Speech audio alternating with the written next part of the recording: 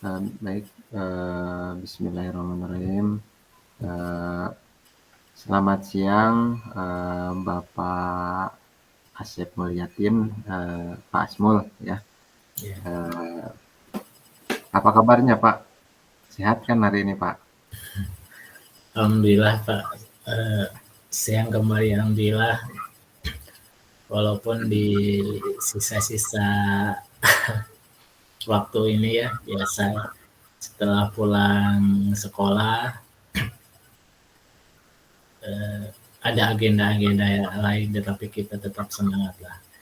Tetapi kebetulan nih, hari ini saya ada beberapa kendala ingin digunakan. Pak Angga, mudah-mudahan ada solusi yang bisa ini untuk saya. Khususnya eh, saya sedang menghadapi beberapa tantangan dalam mengajar, terutama terkait pengelolaan eh, kelas, Pak. Karena di SD itu ya sangat luar biasa gitu. Ya. Baik, Pak Asmul, ini kan, mengajar di SD ya, mengajar Iya, di SD.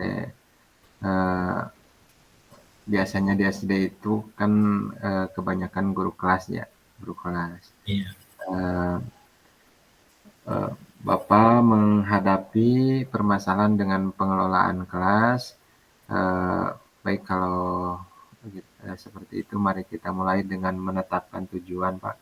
Tujuan, dalam pertemuan kali ini, pertemuan kita kali ini ya, Pak, ya.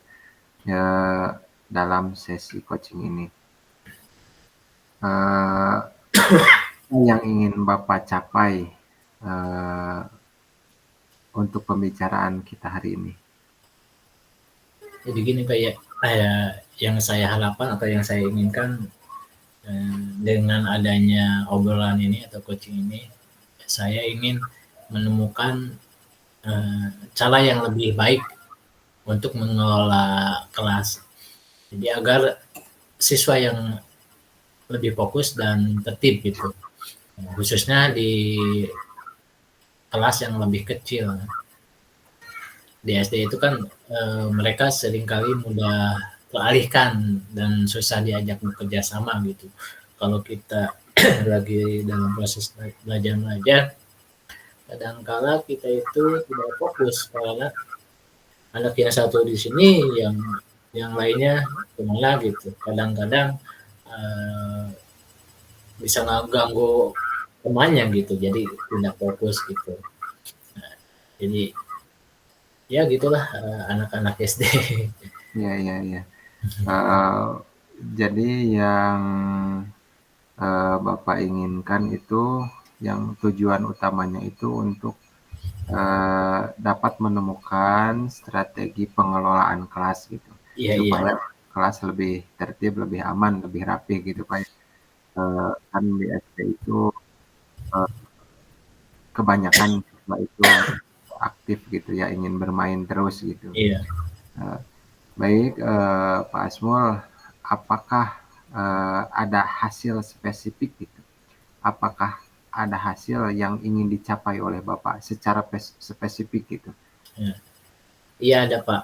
Jadi saya ingin siswa lebih meninggalkan instruksi dan eh, lebih aktif gitu, terlibat dalam kegiatan pembelajaran tanpa la- tanpa terlalu banyak gangguan gitu. Jadi eh, anak itu fokus gitu belajar.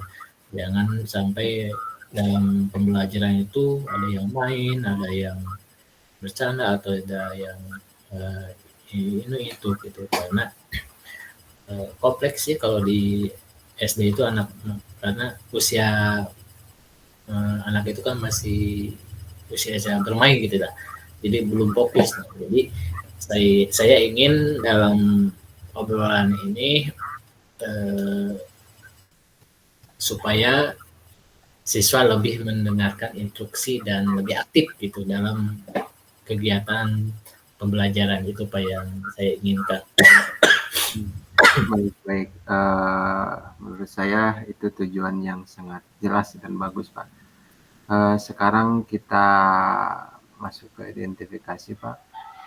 Menurut Bapak Asmul, kira-kira penyebab utama dari kesulitan Bapak dalam mengelola kelas nih. Jadi kesulitan apakah ada gangguan dari eksternal ataupun ada salah satu siswa yang bandel atau eh, bagaimana nih Pak? Menurut Bapak salah satu kesulitan dalam mengelola kelas?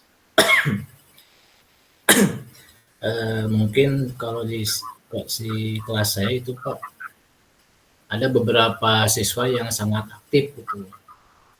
Dan tidak bisa diam doa gitu. Jadi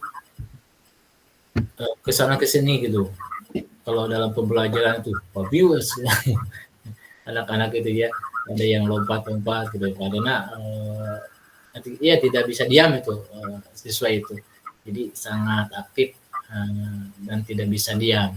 Sementara yang lainnya lebih pendiam gitu, dan pasif. Jadi akibatnya perhatian saya lebih perhatian saya terbagi, dan saya juga merasa sulit untuk membuat seluruh kelas tetap terlibat gitu. Jadi selain itu ruangan kelas juga kecil ya, sehingga sulit untuk mengatur tempat duduk yang lebih kondusif gitu. Jadi anak banyak gitu ya, tempat tidak memadai gitu. Ruangannya kecil, sedangkan ada siswa yang sangat aktif gitu. Jadi aktifnya ya itu bukan dalam pembelajaran gitu. Jadi karena huru ya, jadi karena bermain gitu. Kadang-kadang mengganggu temannya gitu. Sedangkan ada yang lainnya, teman yang lagi kebalikannya gitu. Kebalikannya. Jadi pasif, pendiam gitu. Di sisi lain kita itu harus fokus ke anak yang aktif gitu ya. Jadi takutnya mengganggu yang lain. Di sisi lain kita juga harus memperhatikan yang pasif tadi itu gitu. Jadi saya jadi gak fokus itu Pak. Jadi gak fokus. Kadang ke sini, kadang ke sini. Jadi pembelajaran itu tidak satu arah gitu. Jadi kita itu pikirannya atau terbagi gitu. Jadi menghadapi anak yang aktif gimana, yang pendiam gimana gitu. Jadi Pak jadi tidak fokus gitu. Oh iya. Ya jadi permasalahannya jadi ada siswa yang aktif gitu ya, siswa luar biasa aktif gitu ya, sehingga kelas itu tidak dapat kondusif gitu mungkin Pak ya. Iya. Baik. Apakah ada strategi yang sudah Bapak lakukan untuk mencoba mengkondusifkan atau mengelola kelas? Kira-kira sejauh ini untuk mengatasi masalah tersebut apa yang Bapak lakukan? Sebetulnya saya juga sudah mencoba ya, sudah melaksanakan beberapa strategi untuk mengatur siswa tersebut. Di antaranya saya mengatur tempat duduknya gitu ya. Jadi mengatur tempat duduknya secara bergantian, yang biasanya anak ini di tengah atau kita coba dikedepankan gitu. Dan sebaliknya. Jadi kita mengatur tempat duduknya secara bergantian, dan saya juga memberikan instruksi secara personal gitu kepada siswa yang aktif tadi ya. Kita dekati ya, kita bicara gitu, tapi tetap gitu ya, namanya juga anak-anak gitu ya. Iya Pak. Apalagi anak bawah gitu, kelas bawah gitu. Lagi dengan kelas atas, kelas 5, kelas 6 yang mungkin sudah bisa mengerti lah gitu. Tapi kalau di kelas bawah Pak, aduh masalah sekali gitu ya. Jadi kalau Tadi menurut Bapak saya sudah mencoba. Iya sudah mencoba gitu. Sudah mencoba. Jadi kita strateginya nih, gimana caranya kita diatur dulu tempat duduknya gitu. Yang biasanya di tengah supaya tidak mengganggu temannya. Kita cobalah ke depan kan gitu. Ya sudah coba gitu. Secara personal juga saya ya ngobrol dengan anak itu sudah dicoba supaya anak itu maksimal, tapi hasilnya belum maksimal gitu. Walaupun Nah, ada perubahan, tetapi belum signifikan gitu. Jadi masih ada beberapa siswa tetap sulit fokus ya. Jadi belum fokus gitu. oh iya baik Pak. Dari identifikasi barusan bahwasanya Bapak sudah mencoba ya beberapa strategi mungkin. Eh, Apakah ada ide-ide yang menurut Bapak bisa membantu gitu selain merubah posisi duduk tadi gitu? Ada ide yang mungkin menurut Bapak ini akan membantu gitu? Apakah ada ide lain, Pak?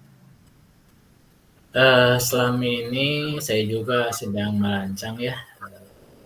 Saya berpikir untuk mencoba ada gebrakan-gebrakan ya pembelajaran. Misalnya kita itu akan mencoba pembelajaran yang lebih variatif lah, seperti menggabungkan permainan edukatif atau kegiatan fisik di dalam kelas.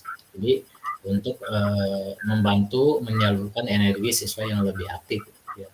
Karena kan kalau anak yang suka bermain ya suka mengganggu rekan-rekannya gitu dalam dalam pembelajaran ya.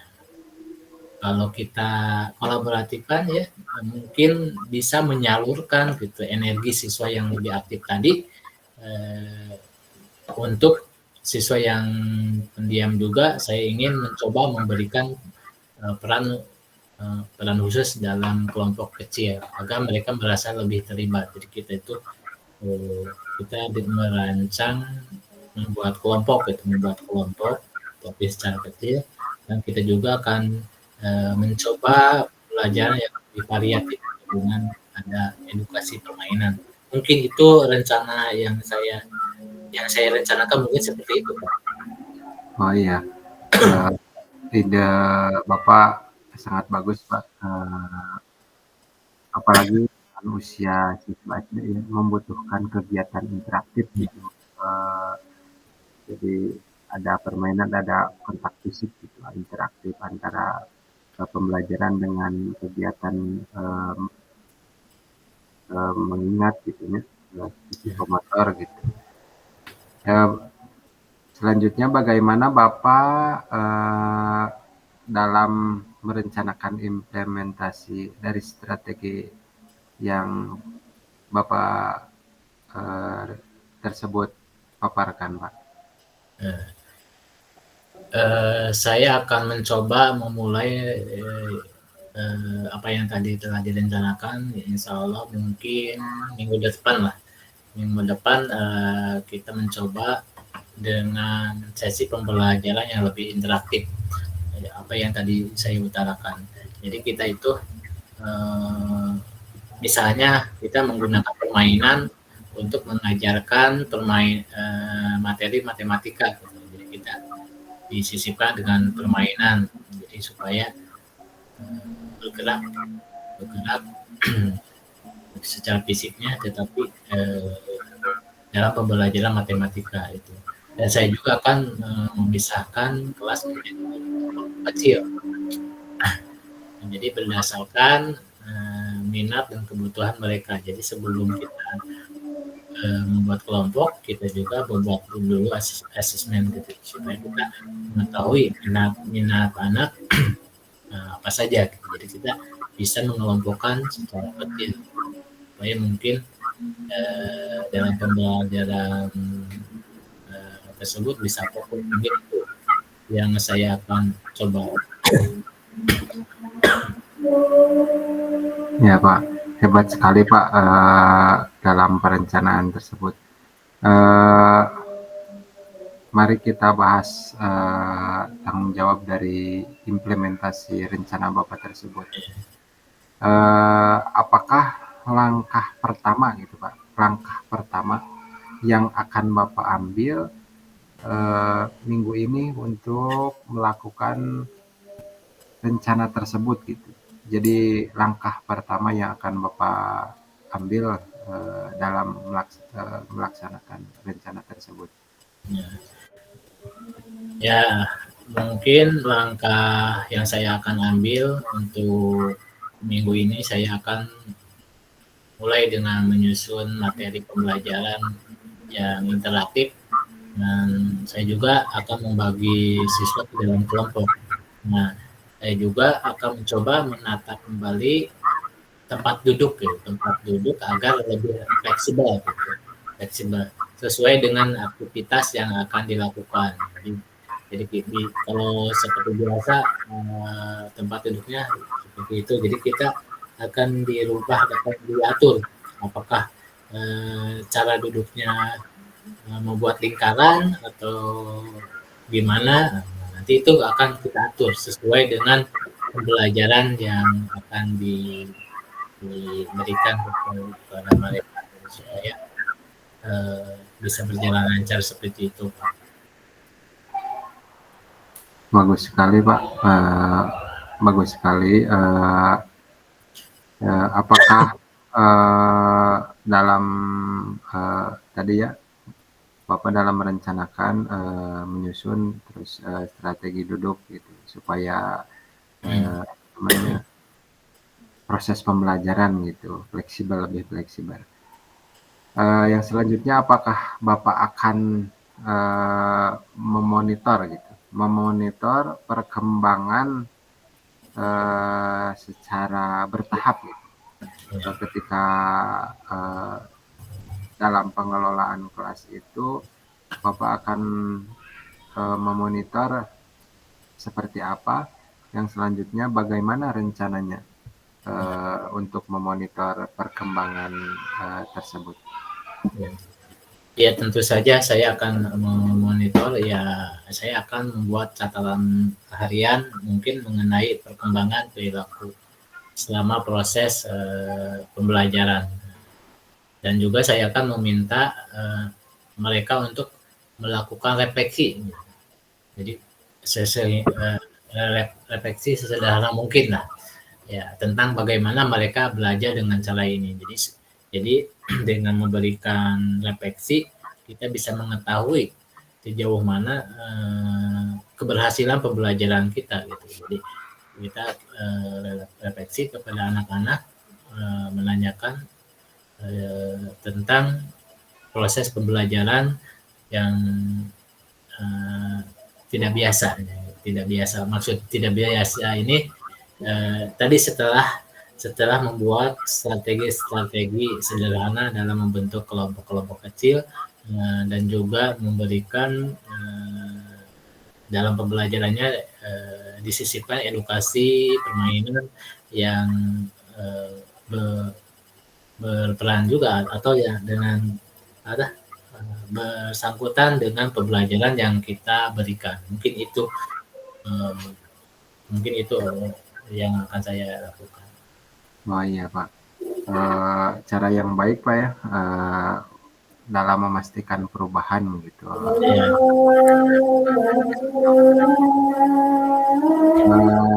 Apakah ada hal lain yang bisa ide lain yang bisa Bapak dalam konsistensi gitu untuk menerapkan rencana ini supaya rencana ini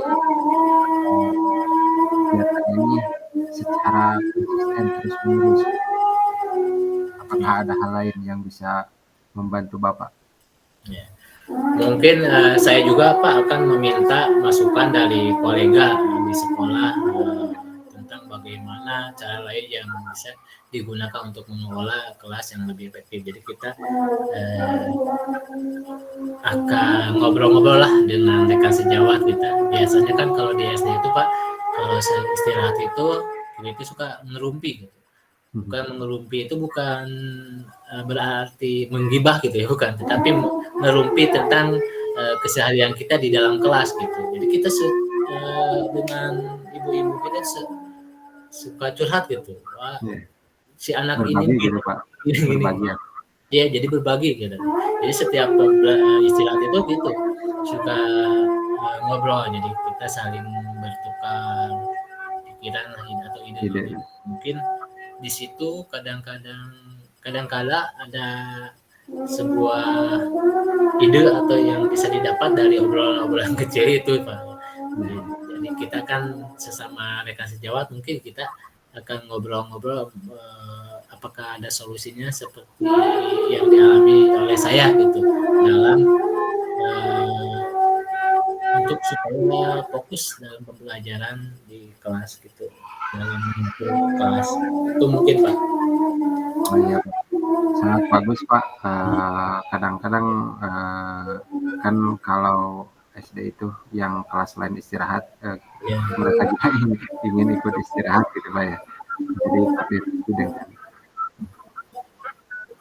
saya yakin dan dengan cara ini siswa akan lebih efektif Pak, dan mungkin kita bisa bertemu lagi Pak ya di minggu depan. Saya akan tunggu hasilnya. Semoga Bapak Asep Yatin, Pak Asmul sukses selalu. Ya, terima kasih Pak Asep Angga atas bimbingannya. Saya akan mulai penerapan strategi minggu depan. Terima kasih Pak. Ya, terima kasih.